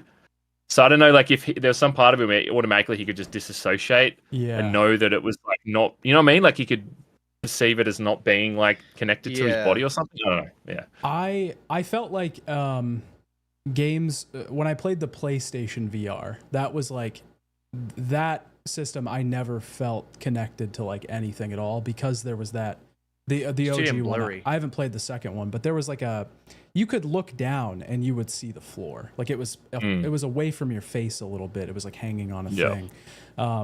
So I never felt it with that, but there was a game. I can't remember what it was called, but it was on PC, and it was like, I think you play like a guy who's going through the woods, and he there's like people shooting at you and screaming from the forest, and it's like pitch black dark. That was the only time I've ever really been scared with VR. Was like that was kind of actually terrifying, having people like you would shoot them and they would scream because their wound was like hurting, and they were like screaming. Jeez. It was like like too realistic, like brutal of a game. It was kind of uncomfortable, but I think that was where the fear was coming rather than the jump scares. But I haven't played a lot of horror VR games really. Yeah, Five Nights at Freddy's has a VR game which is like fucking terrifying. Really? Oh my god. Yeah. I bet actually. I can see that. I streamed it. Well, I didn't stream it. I was playing it. My mate was streaming it. And this still pisses me off to this day because I hate playing horror games like in VR. He's like, yeah, I'll record it and I'll record all your reactions. I played it for like an hour, scared shitless the whole time. And then at the end of it, he's like, oh, the audio didn't work. So I thought it was a gag, but it's like, no, he just fucked up his recording software or whatever. Damn. And it's this lost hour of me, man, screaming like full on, like where my wife was like, what are you screaming about? Like, what is going on in here? You know what I mean? Like out of concern. That's so good. What was happening. Yeah. Damn. Oh yeah, Sammy said the Walking Dead game was dope on VR. That was probably one of the five, I would say, one of the five actually good VR games. I feel like Amnesia: The Bunker would be a horrifying VR experience. Oh yeah, that'd be mad. Yeah, that'd be good. I feel like that would be super fucking rough. I'm sure there's a VR mod for that. I reckon there would be. Yeah, there's VR mod for everything. Yeah, I don't think I would want to play that game in VR. I didn't like playing it normally with a mouse and keyboard. Yeah. Line VR, I wouldn't be able to take it. Yeah. I didn't play that game. Do you now? I want to ask you guys this. Did you guys like the first two Amnesia games? Yes and no. I liked parts of both of them. Although the second one is unanimously thought of as like one of the worst games of all time. Well, I beg to differ, but like I don't know. I didn't like the first two Amnesia games, and then there was so much praise for the third one. You mean there's four, everybody forgets the third one. Oh, is there four? Yeah, we've had this conversation. The third one's the worst one by far, I think. Yeah. Okay. Rebirth is terrible. Yeah. Okay. I think the first one's pretty good. Like it's one of those early like just run away from everything games, which works quite well. But then you figure out that like the monsters actually like literally despawn. Yeah. Like when you figure that out, like you listen to the music, and once the music goes away, like a monster's like literally gone. Yeah. And you can just go back to sprinting, and there's no threat. Like I feel like once you find that out, it's game breaking. Yeah. But the first game, I think the first game's amazing. I think it's a fantastic game. But in the second game, they won't even kill you when they're spawned. Yeah, that's Machine Pigs. Yeah, that game's which has a fantastic like plot though. The narrative is really interesting. It's like modern. It's like takes the Aztec religion and it like brings it in. It's like all of this is for this huge sacrifice, and it harkens back. Like even the ending is this really exceptional like thing of you like walking up an Aztec temple because he was using this machine to like mass murder people. It's a really compelling narrative, like just placed across a fucking awful game, like a really bad game. Yeah, I don't know. I just when I saw that happening and like people were talking it up and everything, I was like, Amnesia, like what the fuck, really? Like this? Well, you have guns in the fourth game, and it changes everything. I didn't know that. I didn't really look into it too much either. Yeah, you have guns, but you're still completely defenseless, which is why it's amazing. You have like a shotgun, and it like you still you feel like a piece of shit. You know what I mean? You feel like so useless because the monster will still kill you easily. Amazing. Yeah, I'll have to check it out eventually. I've heard just about everybody say that it's great. I think that was the best like survival horror game. Was that last year when it came out? Oh no, last year we had RE4 too. So was it 2 years ago? Jesus Christ. Yeah. Okay, that's crazy. Goes fast. Yeah, damn. I saw this week Lego Harry Potter was getting remastered, and like I know it was a year ago. Sorry, it was last year. Oh, it was last year. Oh, it was. Okay. Yeah. Anyways, Lego Harry Potter. I saw that was getting remastered, and I was just like, there was a moment where I just had to think about like, maybe I don't think some games should get remastered. That feels like a game that just like doesn't need, high fidelity. Not a Harry Potter fan, not a Lego Harry Potter fan. No, just like the Lego styles. In my opinion, it feels like it kind of works if you don't have the best graphics, I think with those a lot games of these just print money, right? They just said, why not just throw another platform at it, Yeah, well, that's what I was about to say. I think it's less so about whether or not it needs a remaster and more so about we want to put this game on modern platforms so people have access to it. So and while we're at it, in order to justify paying people to make this, we may as well have them touch up the textures and optimize it or whatever. Well, that leads into like, what do you guys, what is a game? Because there's obviously games that need ports. There's games that need remakes. What do you think is like the perfect remaster game? A game that the perfect really example needs, of a remaster? No, that like needs a remaster. Something that doesn't, you don't want it remade. You don't want it completely changed. You don't just want it ported, but you want like a remaster. Killzone 2 comes to mind. That game could seriously use some PC optimization, and its controls need to be fixed. It does not control well. Because like I feel like we never, people always talk about remakes, remasters, ports, but we never really like go into why where is each thing necessary? You know what I mean? Like when is it necessary to have a remake? When is it necessary to have a remaster? When is it necessary to just port it over? I think Alien Resurrection, I don't know if you guys played that on the PlayStation. That's like one of the I honestly reckon that game influenced so many like first person survival horror games, even stuff like Amnesia. I reckon there's 100% influence there. Very much like Doom 3, but if you play the game and even if you emulate it, it runs at like 10 frames a second. It's like the controls are really bad. I reckon if like someone went in there and like just like Night Dive Studios does a lot of that stuff, like if someone did that, give me like 144 frames, mouse and keyboard, and maybe fix a few of the balancing issues because it was a really unbalanced game. It's like survival horror, but it's like, I think someone forgot to put in the med kits and the shotgun shells every now and then, like a little bit of balancing. And I think that would be like, because the throwback thing, like with all these PS1 games is pretty popular. I reckon if someone took a stab at that, especially with Alien Romulus, like it would have been perfect timing to like have it come out around now when there's a bit of buzz around the new movie. Yeah, that's true. Well, yeah, and I think that's a good point. It's like, a remaster is necessary when something, you can tell that the idea was there. Like the whole idea was there. Maybe the style was even there, but like just the mechanics of it need somebody to go in and fuck with the gears a little. Yeah, a bit of a touch up is definitely due on that game. But like when does a remake necessary? Like a full remake? When the game sucks but has potential. When the execution is just fucking botched, but like I'll tell you, again, I said Killzone 2 earlier. I'm just going to grab my air conditioner remote. Sorry to interrupt. One second. I think the first Killzone, not the second one. I think the first Killzone game needs to be because it's 45 degrees in my office at the moment. Sorry, guys. You're good. Understood. I think the second and third Killzone games are pretty much perfect as they are, but the first Killzone game is fucking terrible. I think that game needs to be just totally remade, and then 2 and 3 can just be touched up, and I think all 3 of them need to be packaged as a trilogy. Because the original Killzone is textbook. Your sequels are good. You kind of have to play the first one, and it's a fucking awful experience. Didn't they do that with like the Mafia series, where they like remade one and then they just ported the other ones or remastered the other ones? Yeah. Yeah, I think they're making.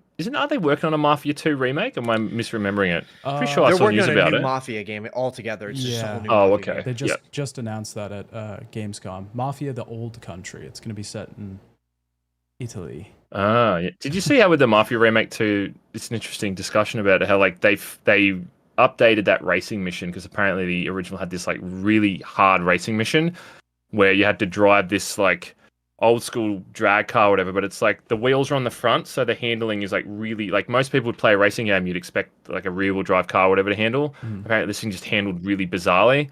So they fixed it for the remake and added in the option to even have the original controls, and people still bitched about it.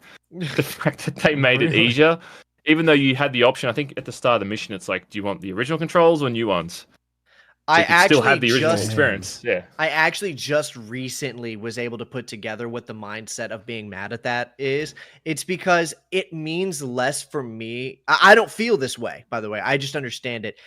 It means less for me to complete that mission the hard way if other people can complete it the easy way. But if everyone has to try to beat it the hard way and I can beat it the hard way, I can be like, well, you couldn't, so you don't get to access that. You see what I mean?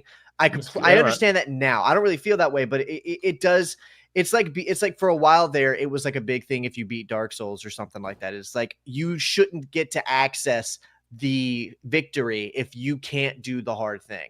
So if someone comes in and says, okay, well, no, we made a mode where everybody can see this now, even if you don't want to master the controls, the people who did want to master the controls now feel like something's been taken from them. That's fair, but it's also like if you give the option both ways, it just shouldn't. I don't think it should really be an issue.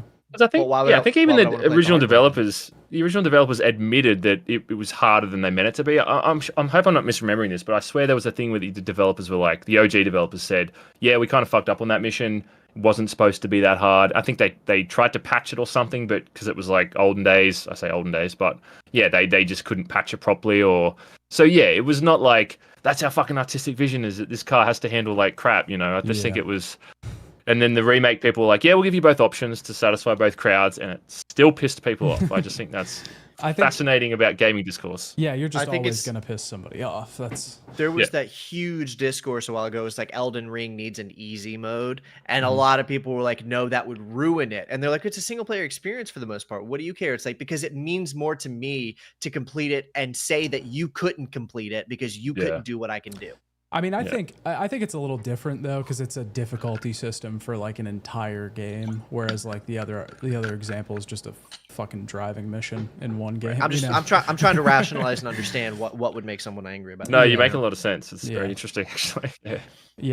Well, there's like a similar thing going on with Lollipop Chainsaw right now, isn't there? With the repop, because there's a.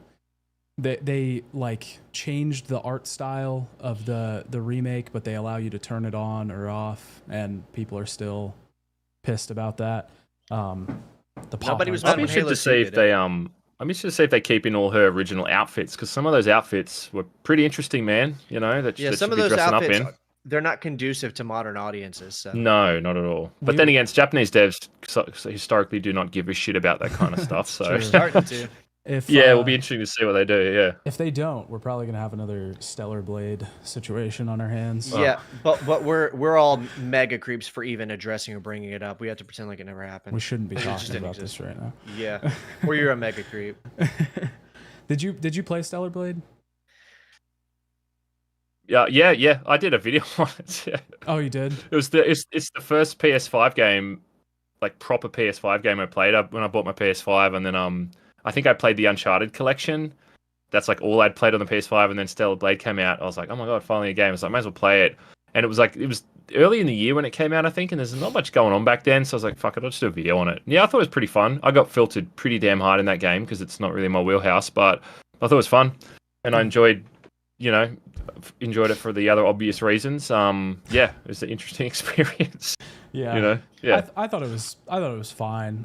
It's fine. We'll go back to it, but there was like part of me too that felt like people had been building it up so much because of the discourse around it that maybe my expectations were a little bit higher. If I was judging it a little bit harsher, but I think I just got to a point in that game where I was like, I just don't I don't care anymore. I don't give a shit. It was okay though. It's not an interesting game outside of like how it looks. Really, like the art style genuinely was pretty cool with the whole futuristic thing, but the actual game is pretty boring. Yeah, you know, and the storyline's pretty just like whatever. You know, yeah. I did like the like cities design in that, like the kind of like weird dystopian. Like it didn't feel cookie cutter dystopian. I thought that stuff was kind of cool. Yeah, that's what I mean. Like visually, I think it was pretty creative with a lot of the whole weird AI and machine fusing things. But yeah, it seems like so many of those games has always got these weird sort of metaphors for angels and demons. It's I swear, like every one of those games, it's the same kind of shit. Like this is an angel in human form that's merging with machines, and your character's like a chosen fucking from birth to defeat this evil. It's that type of crap all the time, which is fine. But yeah. I don't think we're ever going to be able to get away from that, and no matter what the literary format is, that goes back forever. I mean, go back to the Inferno from Dante, or forever. Like taking the celestial and using it for metaphors of the now. You know, you got Paradise Lost. That's just how it is and always will be. People innately are fascinated by these themes. Yeah, I mean, there's always like biblical references and everything. It's been weird too because I've been covering the Metal Gear series right now, and there was a point where I think it was in maybe 3 or 4, I don't remember, where I was like, okay, Kojima is like about to go full on with the fucking biblical references. And like, I was like diving in and trying to like dissect it and figure it out. And I was like, this is really not a lot here. Like he just kind of like threw those in there as like a character choice. Which one are you up to? Like, which one are you up to now? I'm on 5. I'm about to finish. Okay, cool. Close out the series. Yeah. Interesting. Yeah. But I mean, that's kind of standard fare with Kojima. You can find something that has like a ton of leeway there, and there's like a shit ton of meaning, and then there's another thing that's just like, this is a dead end. I shouldn't have looked at this. I feel like his games are the classic example of like him just really maybe putting something in that's just supposed to be taken as a matter of fact, and then the fans really overanalyzing shit. You know what I mean? Just coming up with their own fan theories, and then it's like those fan theories are out there so often that it becomes like canon, as if people think that's really what's happening in those games. Like Silent Hill's like the same, you know, I've noticed recently, where people repeat verbatim something that like Masahiro Ito said 7 years ago on Twitter, and you find the context out, you're like, the dude really wasn't saying what you're saying now, you know. But half a decade of Chinese whispers has got it to this point. It's like, this is what they meant with this scene. It's like, nah, not really, you know. Mary is in the trunk. Oh, don't even get me started on that, man. Oh my god. That's why I need to get off Twitter, because I get in arguments with Silent Hill 2 fans every couple of days over the fucking remakes, doing my head in. Listen, I have my own opinions on the Silent Hill 2 remake, but I can also say that Silent Hill fans just fucking suck. Like, I want an ending in the remake where you pop the trunk and Mary's corpse is there. Which, by the way, that would be akin to what Dead Space remake did. We don't have to get into it, but that is essentially what the Dead Space remake did. Dead Space remake took a theory, and then they made the equivalent of if it ended with James popping the trunk and Mary's corpse is there. To be fair, it was a secret ending. You didn't have to engage with it. It's true. Yeah. Yeah. I think the trunk thing was like, again, that's the trunk exactly thing should what I'm be talking secret about. ending, then. Yeah, but I think he said something on Twitter or something vaguely about it, and I don't fully remember what he said, but then it was like, yeah, people just ran with that, man, for like 8 years. Like, that's what happened. And you're talking about one guy from a team of like, 30 people who worked on the game, and we're just taking one little chat dialogue on Twitter. He wasn't even the writer. It's like, it's just a weird thing that people have made it like that's what's happened. Someone posted a picture of the remake of that when it's like that first scene when he's at the restroom, and they wrote, if you know, you know, and it was just like a close-up of the car, and it's like, if you know what? The fan theory that's still never been fucking confirmed. Like, what are you talking about, you know? Yeah, it's like, if Masahiro Ito just shut up forever, we probably wouldn't have as many issues like still like that, because I mean, he still tweets all the time to people and like argues with them and is like just adding fuel to the fire. I saw something from him recently where it was like somebody was like, yeah, he said he regretted making Pyramid Head because of the way the fans treated. And then he said, I never said that. And then somebody showed the tweet of him saying, I wish I'd never fucking designed Pyramid Head. And he said, yeah, but I never said it was because of the way the fans handled it. It's like, well, then why do you wish you hadn't designed him? Maybe he just doesn't like Pyramid Head. He's like, I just don't like the design. That's why. Yeah. I don't. Do we want to get into that? Are you guys excited for Silent Hill 2 remake? I think it looked cool. We're already in the fire. We might as well Yeah. douse some gas. I'm more excited. The latest trailer was a lot better. Like I thought the latest trailer was really good. Like Yeah. the gameplay still looks a bit crappy, but that was like, yeah, I can see they're kind of cooking a little bit here with this. Yeah. I that scene where he like is like walking through the streets and he like crawls through a nasty like broken open garage door. I was like, this actually looks like something I would enjoy no matter what the name of the game was. Like this could be called anything. It wouldn't even have to be called Silent Hill. And if I saw this exact footage, I'd probably be like, oh, I want to play this. Yeah. I think I don't know. I like with every trailer I've gotten more interested. I say this every time. I wouldn't care at all if the remake was good or not, if there was just like an accessible port of the game available officially from Konami. Like I wouldn't give a shit. I don't think it would matter. But I just think there's going to be a lot of people that this is their definitive version of the game. So if they fuck it up, it's fucking it up for a lot of people, I think. I think this is the perfect example of a series where it's like Silent Hill 2 fan excited to play the game for the first time. Like that's how I would describe a lot of this fan base. Yeah. Because I mean, I still that's think really funny that's so true though. But the discussion around this game, it's like it's not an interesting game to me anymore because everyone, like people haven't even played the game. A couple of mates of mine never played it. They know what happens in the end. They know what the whole thing's about. So you're remaking something where there's no secrets. It's really just for people to actually, like you say, have a more accessible way to play it. Despite the fact that if you took the time to go searching, you'd find like that enhanced edition on PC, which is like you can play the whole thing in widescreen, like, with a controller and stuff. Right? Yeah, they just updated it for free like a couple of weeks ago, man. But it's like these people focus more on the fact like, no, this game needs to be remade. But it's like, it's been accessible since it came out in a lot of ways. You just have to like take the time to play it, Yeah, I think it's a fair point, but at the same time, maybe I don't have I don't give people the credit that they deserve. Maybe like I just assume there's no fucking way that Joe Schmo, because Silent Hill 2 remake is, if we're being honest, probably one of the most anticipated games right now. Like that and MGS, I reckon. Yeah, Metal Gear Solid, I'd say. Yeah, those two. Yep. And like, there's going to be people playing Silent Hill 2 remake that have either never heard of the series or, like you said, or have never played it, just watched videos on it.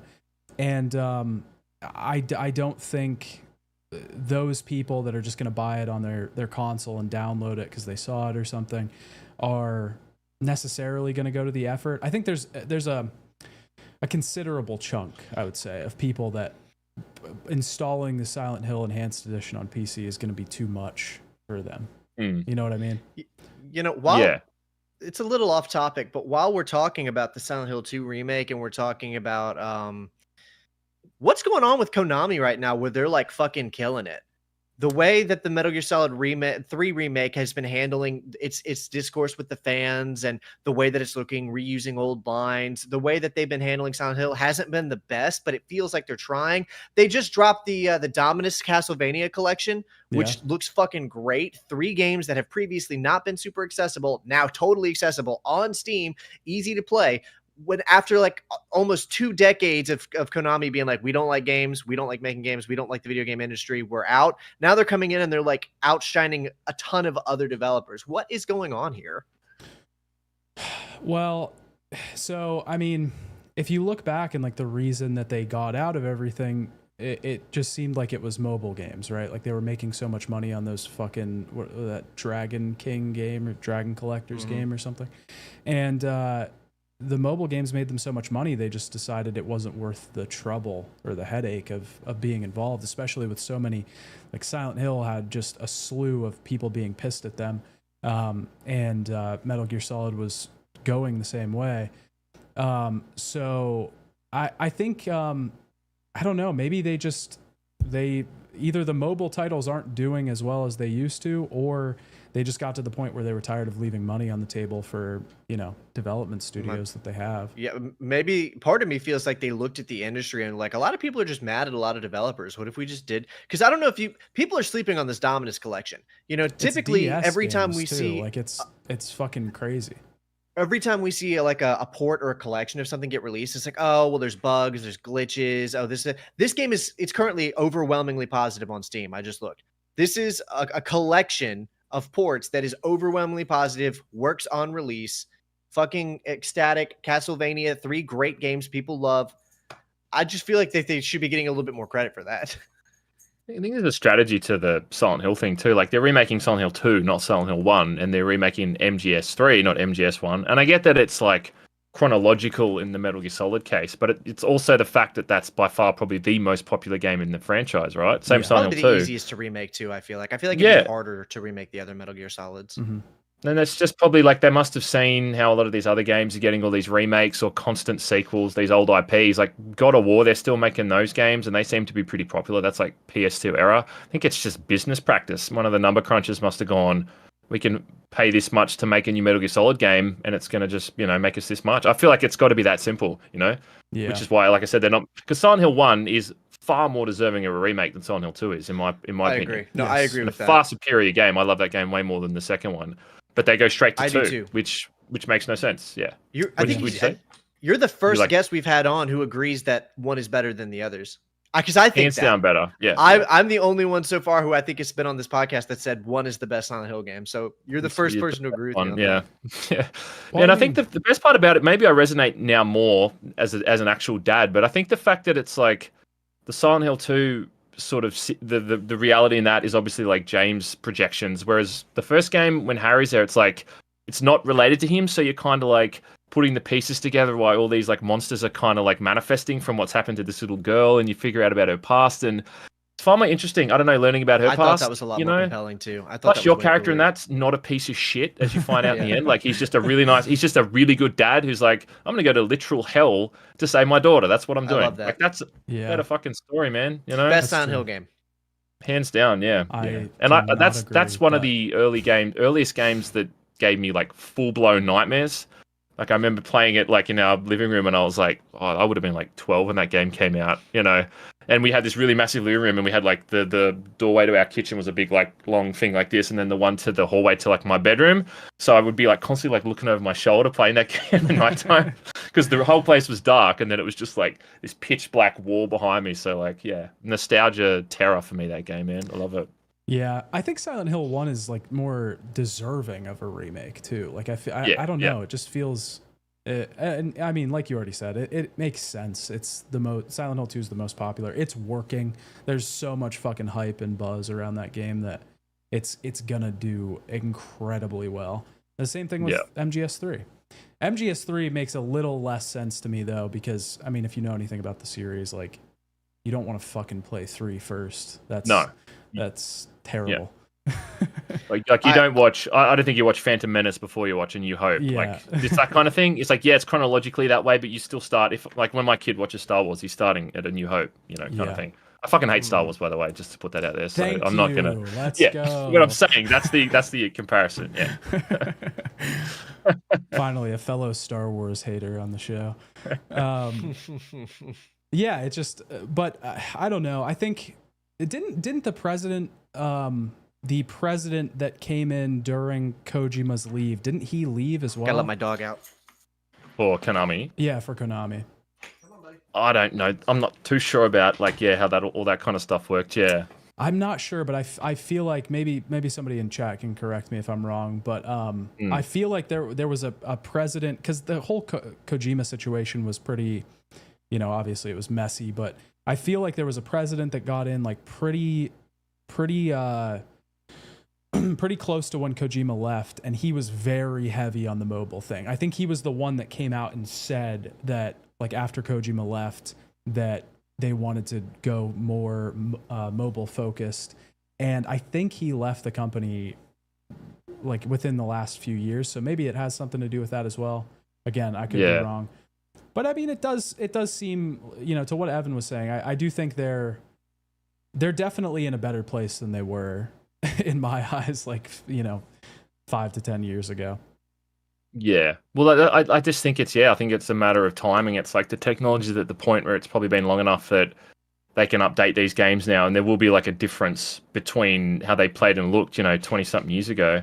But yeah, it's just a matter of, let's just pick the most popular franchise we have kind of thing. And there's still a lot of MGS fans and a lot of Silent Hill 2 fans. And again, they're like I said, even though I think they're remaking the wrong game because they're remaking something that's just sort of public knowledge about what it's about. I like honestly, if anyone who's into gaming, I'd be very surprised if they didn't know the twist to Silent Hill 2. I think everyone just kind of knows it now, right? You know, you don't. I mean, there's a reason you don't say spoilers if you're talking about Silent Hill 2. Yeah. You know what I mean? Like everybody knows.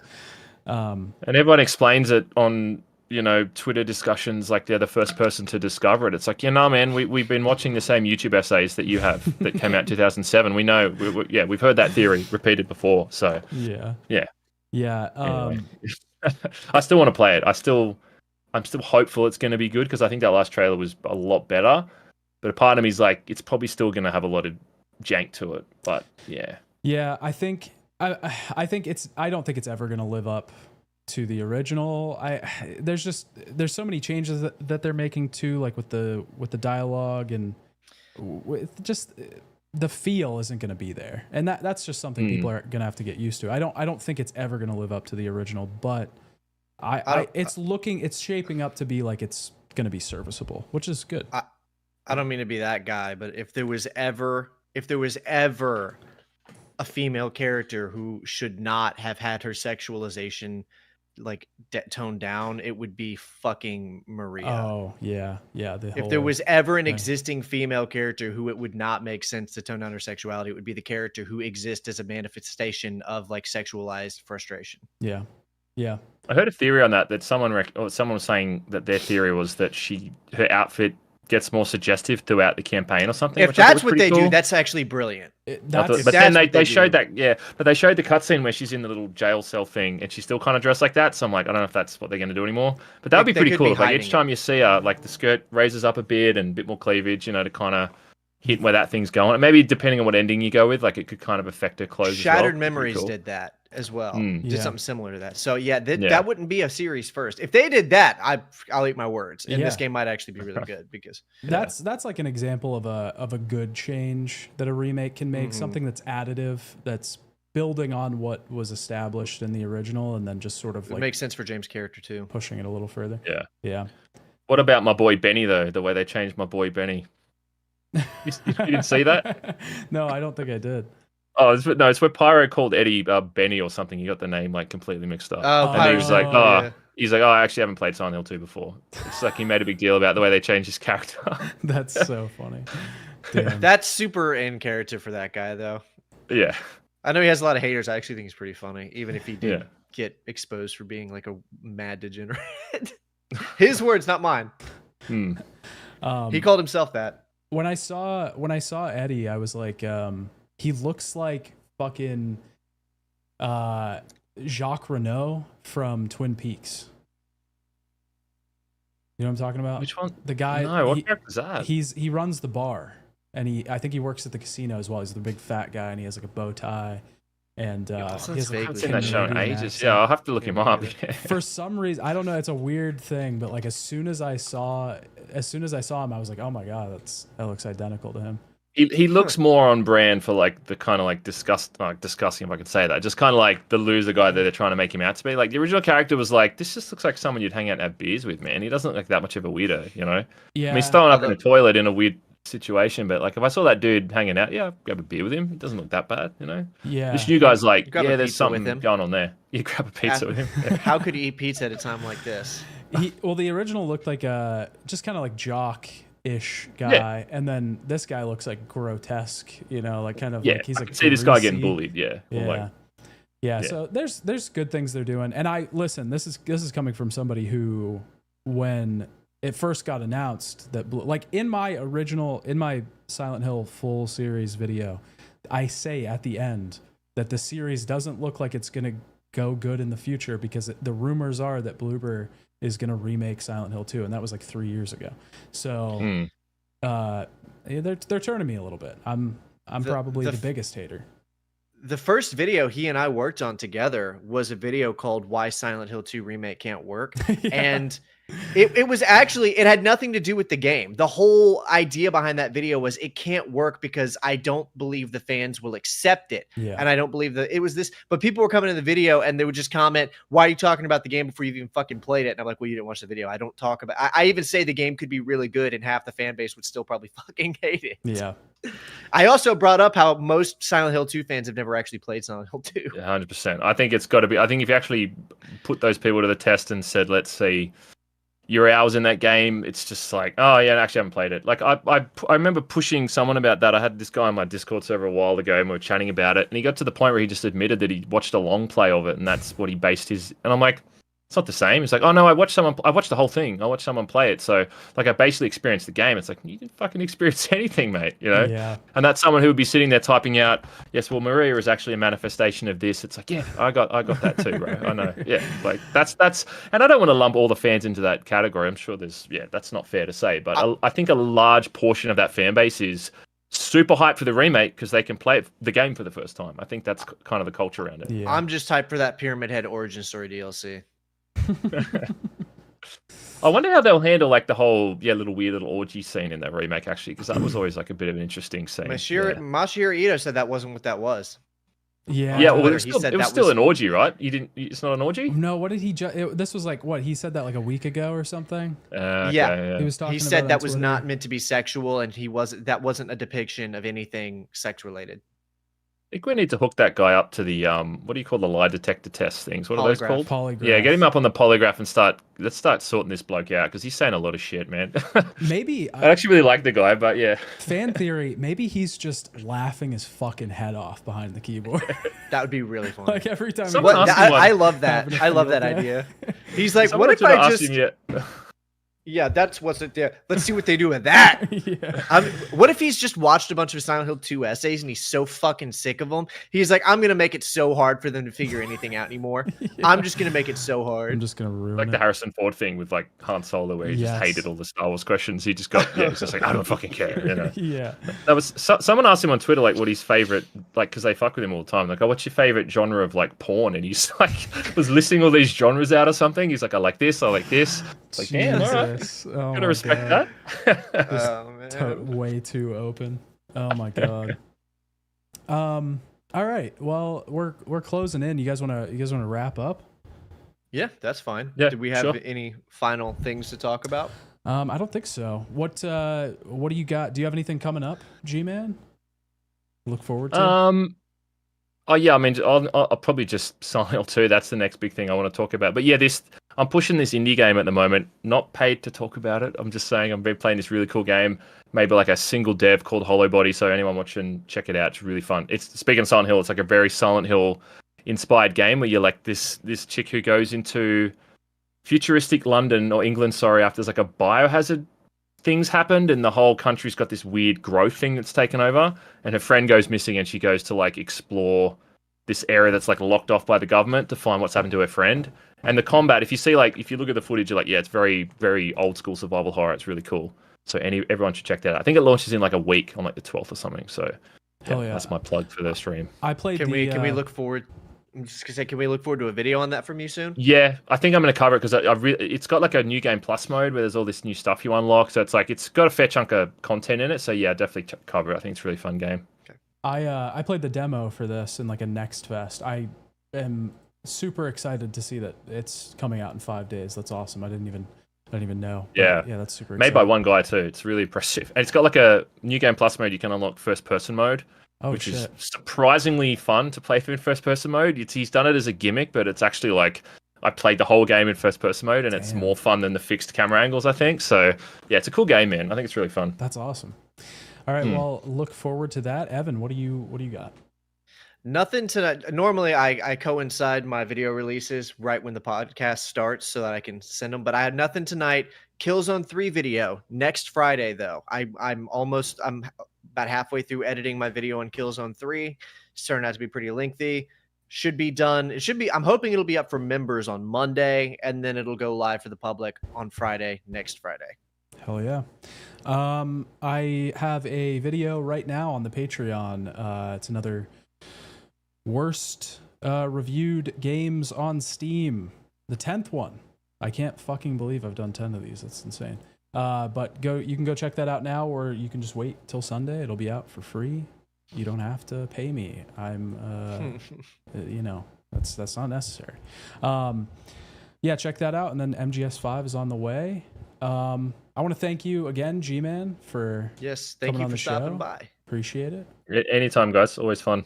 Hell yeah. And thank you for watching. We'll be back next week, Friday, 7 p.m. Eastern Standard Time, for another episode of TGG Plus. Thanks for watching, everyone.